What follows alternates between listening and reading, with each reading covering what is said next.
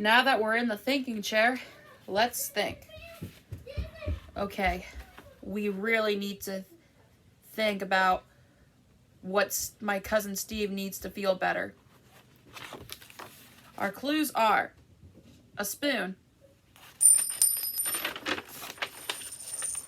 a bowl, and vegetables.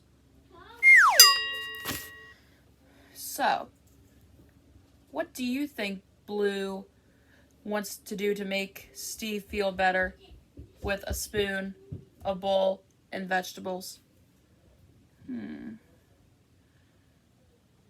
Oh, could Blue want Steve to do the vegetable dance with the spoon and the bowl? No. Well, what could Blue think Steve needs to feel better with a spoon, a bowl, and vegetables? Well, we would eat out of the bowl, and we would add the spoon to use it to eat out of the bowl, and then we could add the vegetables, and we can make vegetable soup. Vegetable soup, of course. That's it. Blue thinks Steve wants Mr. Salt and Mrs. Pepper's famous vegetable soup to feel better.